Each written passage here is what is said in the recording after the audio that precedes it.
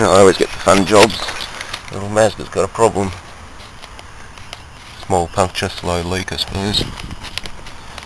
Oh, they don't even make it easy to get the jack out. It's almost like they put the panel on after fitting the jack. There we go. Plastic things. Oh, it's sort of cheap on the jack handle too. You've got to use your lug nut wrench and a part of this. Sort of works. Not the best design though. Yeah, this is a little Mazda 2 by the way. 2009 model. They normally come with a space saver spare, but I made sure that a full-size spare was shipped with it from the factory. The only drawback is you can't fit a full-size spare in the spare wheel well. It just doesn't fit. So this one spends most of its time in the shed. You've got to pack it separately for long trips and things, but it's worth the investment, and Mazda do ship them. So yeah. Oh, that's that call out done. The new Mazdas are pretty nice, and the 2s are a nice economy car, but I still like my big long wheelbase sedans, German steel. Now I can get back to tending the electrolysis tank. Should be finished with that one tonight. Pull the tank out, get the generator, all the generator parts laid out, just go over them all. Alright folks, well the back end housing is complete as far as electrolysis goes, and since I don't have anything else to clean with the electrolysis tank, it's time to dismantle it.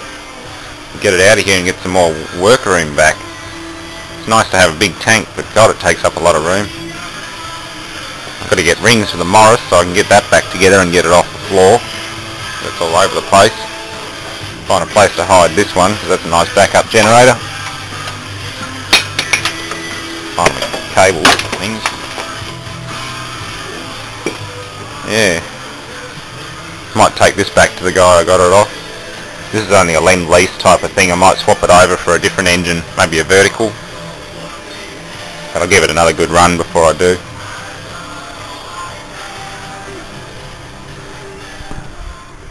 Now the old anodes can go. I make anodes just from stuff from the scrapyard. I just grab whatever I need and make them up as I go along. No sense in keeping purpose-made anodes.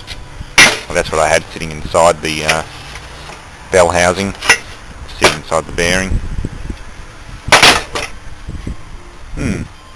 Time for another clean up I think. And the poles are coming up nice. All re-lacquered.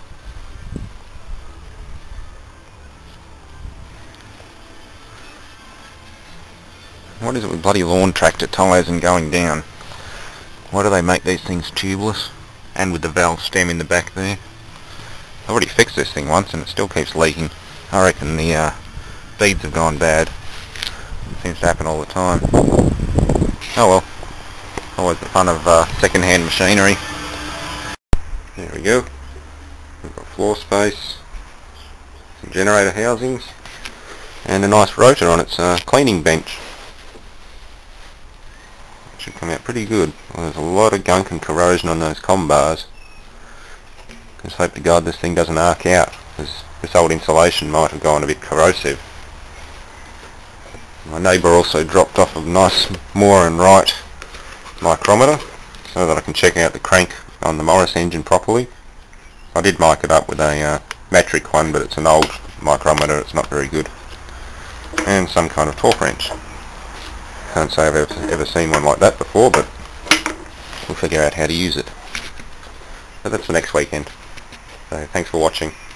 There we go, all done. I'm using the heat pump to dry it again, and it's a good example of flash rusting. You get a very light coat of rust, which is just natural of cast iron to do that. But any kind of anti-corrosive edge primer will deal with that easily enough. Alright, now that the outer housing is ready, painting and preparations, it's time to look at the rotor. The field poles are drying nicely, and I'm just about to make a stand for the rotor to sit on so that I can turn it over and clean all the little passageways and things inside it, instead of having an external fan or something on it like this alternator pulley. it actually has slots and holes through the core of it which behave like fan blades. You've got holes all the way through here, there's 4 of them which come through on the other end too. Obviously it's designed to expel air through these slots, and a lot of them are quite blocked. Like spider egg sacs and paper wasps. I've already given it a pretty good scrub out and a lot of this shit fell out of it. But yeah, there's about 80 years worth of crap inside it, and the trick is to clean it out without damaging these. All these delicate windings. Being outside for so long, the moisture's actually got into the tar and made it semi-corrosive. I found out the hard way when I looked at one of the field poles where the tar's fallen off. The copper wire that's exposed is green, or just coated in green oxide around it. So I'm not 100% sure whether this will work when I fire it up, but well, sparks and fire are always an option. There we go. We've got floor space, some generator housings, and a nice rotor on its cleaning bench. It should come out pretty good. Well, there's a lot of gunk and corrosion on those comm bars. Just hope to God this thing doesn't arc out, because this old insulation might have gone a bit corrosive. My neighbour also dropped off a nice Moore and Wright micrometer so that I can check out the crank on the Morris engine properly. I did mic it up with a metric one, but it's an old micrometer, it's not very good. And some kind of torque wrench. Can't say I've ever seen one like that before, but we'll figure out how to use it. But that's for next weekend. So thanks for watching. I just thought I might add the yesterday morning footage of changing a wheel on the Mazda. The whole reason for the call out was simply because the wheel nuts were just insanely tight. I mean, it's my mum's car and she's more than capable of changing a flat tyre, but when you've got to stand on the wheel nut wrench and jump on it to break the nuts free, that's just way too tight. That wheel hadn't been off since it left the factory, so whoever set the nut driver that day just had the torque cranked up way too high. I mean, it was a challenge for me to get them undone without breaking the wheel nut wrench or bending the handle, let alone anybody else stuck on the side of the road.